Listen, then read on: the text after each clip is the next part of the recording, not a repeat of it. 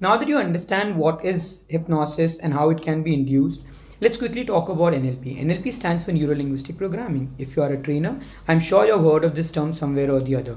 You may have heard it from people who completely swear by it. You may have heard it from people who completely reject the idea, but it's unlikely that you have not come across this term earlier.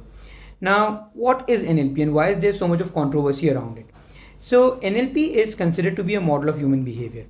It is based on the idea that if one person can do something, and if you can observe what they have done and replicate exactly what they have done, you will get the exact same results that they are getting.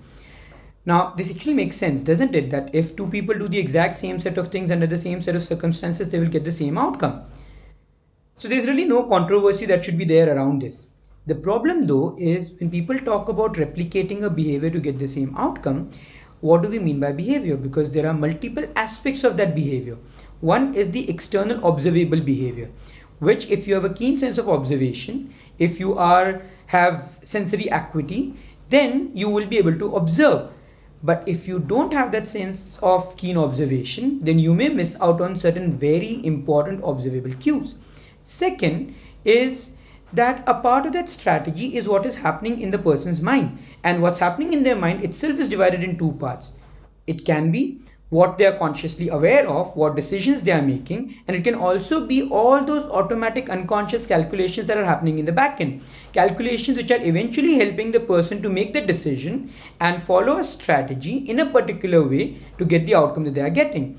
Plus, the kind of feelings, the state that the person was in also influences the effectiveness with which they're applying that behavior, they're applying that strategy, which then means that unless I'm able to observe the behavior, understand what's happening in the conscious mind of a person, and have a way to be able to understand what's happening in the unconscious of that person so that I can learn it, understand it, and change my behavior in a way in which all those thoughts become naturally a part of my life, all those behaviors become naturally a part of my life, in a way in which that I don't have to force it. I'm able to do it as naturally as the other person was doing.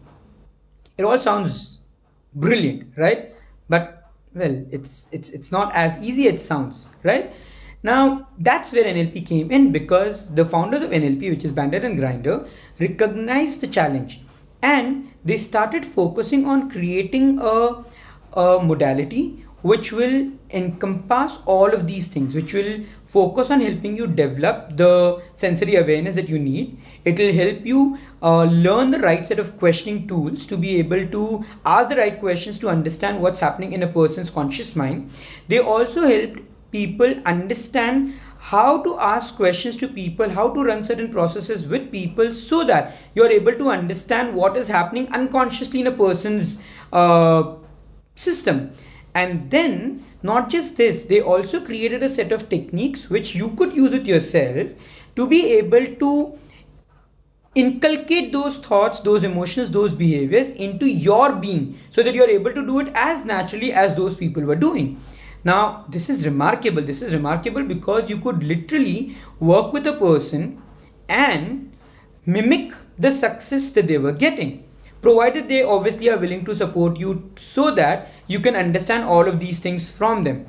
And even there, Bandler and Grinder came up with this remarkable idea of being able to incorporate language patterns from hypnosis into its field, whereby they would be able to influence people's unconscious mind to be able to make them realize what they were asking for would benefit the other person also, which then meant that the person was also interested in listening to you, engaging with you, and helping you learn what they were able to do so effortlessly. Well, now if you could develop this skill, if you could develop the ability to be able to understand people, to be able to ask the right questions, to be able to understand what's happening in their unconscious, and to actually be able to change your unconscious thoughts, feelings, emotions, and behaviors, what all would you be able to do? Something worth thinking.